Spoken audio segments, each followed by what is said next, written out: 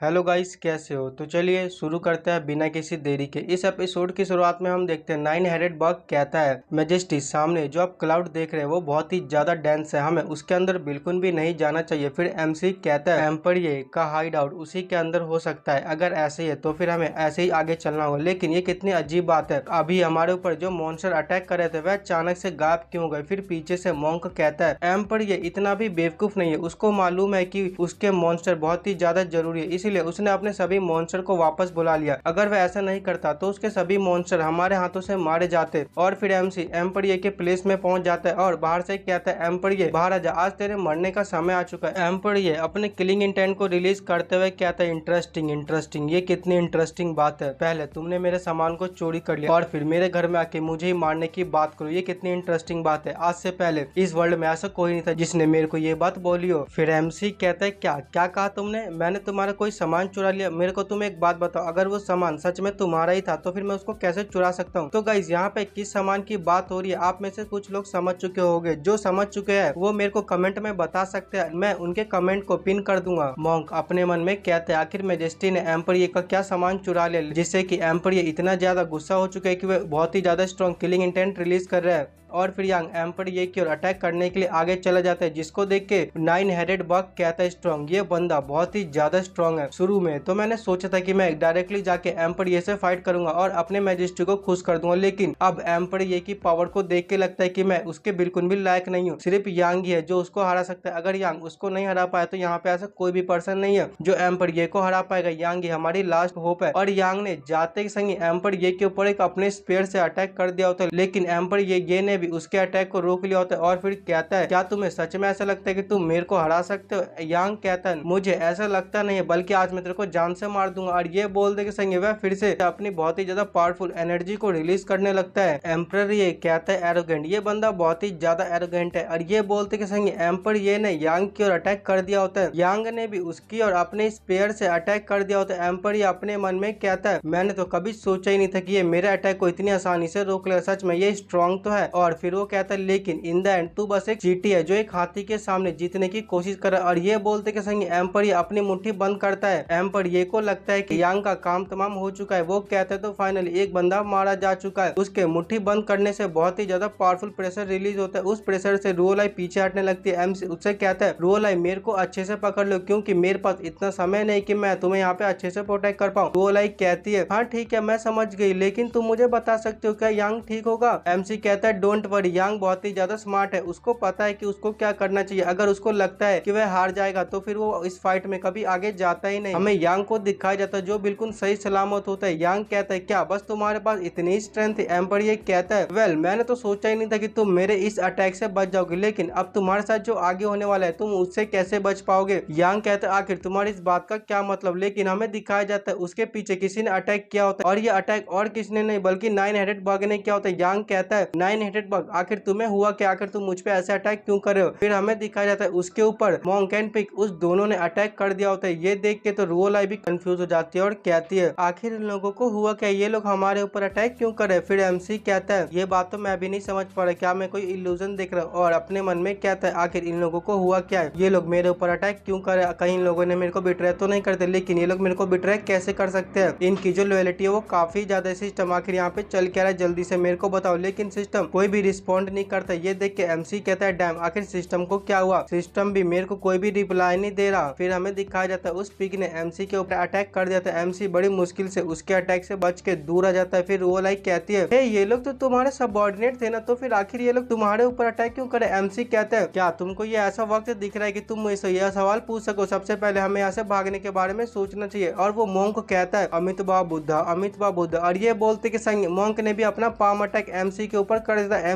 MC उसके palm attack से बच जाता है और कहता है डैम आखिर इन लोगों को हुआ क्या, ये लोग इतने ज्यादा अग्रेसिव क्यों हो चुके हैं, ये लोग मेरे को मारने के लिए इतने ज्यादा बेताब क्यों हो? लेकिन एमसी जैसे ही दूर हटता है अचानक से वो पिगी एमसी के ऊपर अटैक करने वाला होता है, लेकिन वहां पर एक पोर्टल ओपन होता है और उस पोर्टल से पूंछ निकल के उन दोनों को बांध लेती है। फिर हमें दिखाया जाता है वो और कोई नहीं बल्कि फॉक्स होती है। फॉक्स एमसी के पास आके एमसी को गले लगा लेती है और कहती है मैजेस्टी तो मैं फाइनली यहाँ पर आ गई। एमसी उससे कहता है दाजी तुम यहाँ पे क्या कर रही हो? वो फॉक्स कहती है, मैजेस्टी मैं रॉयल प्लेस में ट्रेनिंग कर रही थी और उसी समय मेरे पास डेटिंग बीस्ट आ गया। डेटिंग बीस्ट ने मेरे को बोला कि वह आपको सर्व करना चाहता है, तो इसीलिए मैं उस डेटिंग बीस्ट को आपके पास लेके आ गई। हमें उस डेटिंग बीस्ट को दिखाया जाता है जो कहता है, मैं अपने मैजेस्टी को ग्रीट करता हूँ। सिस्टम कहता है, कांग्रेचुलेशन होस्ट, आपने एक डेटिंग बीस्ट को समन कर लिया। हमें उसके बारे में बताया जाता है, उसका नाम डेटिंग बीस्ट होता है, जिसका जो रेस होता है वह डिवाइन बीस्ट होता है। Cultivation, first stage of great golden immortal realm, divine ability, true spirit आई, इसकी लॉयलिटी 97 आउट ऑफ 100। फिर एमसी कहता है, देखो तुम एक डिवाइन बीस्ट हो, तो क्या तुम्हारे लिए ये सही रहेगा कि तुम मुझे जैसे ह्यूमन के साथ काम करो? वो बीस्ट कहता है, मैजेस्टी आपको इस बारे में परवाह करने की बिल्कुल भी जरूरत नहीं, क्योंकि आपके साथ काम करना ये मेरे लिए सौभाग्य की बात है और मैं आपको ये यकीन दिलाता हूँ कि मैं फ्यूचर में इस बात पे कभी भी रिग्रेट नहीं करने वाला हूँ। एमसी अपने मन में कहता है, वाओ ये कितनी अच्छी बात है कि एक डेटिंग बीस्ट मेरा माउंट बन चुका है, जिसकी जो कल्टीवेशन लेवल है वो ग्रेट गोल्डन इमोर्टल रिलम पर है। मेरे को बस इसी की जरूरत थी, अब वो मेरे को मिल चुका है। फिर एमसी उस बीस्ट से कहता है, किसी कारण से वो लोग अचानक से मेरे ऊपर अटैक करने लगे, क्या तुम बता सकते हो कि उनके अंदर क्या चेंज आए? और फिर वो डेटिंग बीस्ट कहता है, हाँ मैजेस्टी मैं बता सकता हूँ। इनको देख के साफ साफ लगता है कि इनके अंदर जो डीमन ब्लड है, उस डीमन ब्लड के अंदर डीमन क्यूआई चली गई है, जिससे कि इनकी कॉन्शियसनेस इनके कंट्रोल में नहीं है और ये अजीब अजीब इल्यूजन देख रहे हैं। एमसी कहता है, अच्छा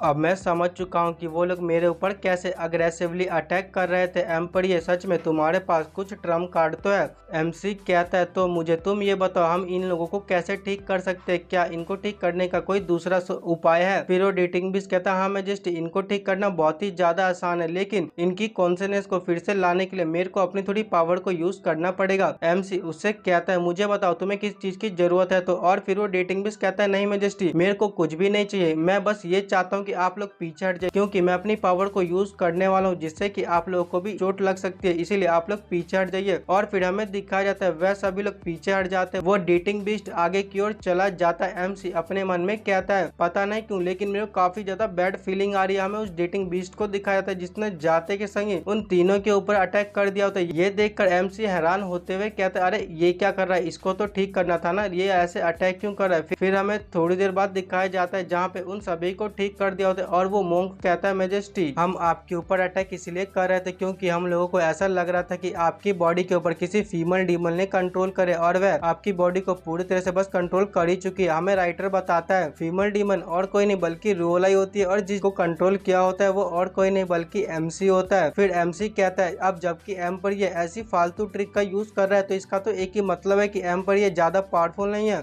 सभी लोग मेरे ऑर्डर को सुनो, अभी हम चलते हैं एम्पर ये की जगह को डिस्ट्रॉय करने के लिए। और वो सब पीछे से कहते हैं, ठीक है मैजेस्टी। फिर हमको दिखाया जाता है यांग ने अपना इस बहुत ही ज्यादा पावरफुल स्पेयर का अटैक बना लिया होता है और वह अपने स्पेयर के अटैक से एम्पर ये की शील्ड के ऊपर अटैक करता है, जिससे कि वह शील्ड टूट जाती है। और एम्पर ये बाहर आते हुए कहता है, तेरी इतनी हिम्मत कि तू मेरे शील्ड को तोड़ सके? और ये बोलते के संग एम्पर ये बाहर आ जाता है। फिर पीछे से मोंक कहता है, मैजेस्टी यही है एम्पर ये। एम्पर ये को देख के एमसी कहता है, क्या सच में यही है एम्पर ये? तो गाइस इसी के साथ ये एपिसोड खत्म होता है। आपको ये वीडियो कैसी लगी कमेंट में बता देना। अब हम मिलेंगे किसी और एपिसोड में, तब तक के लिए गुड बाय।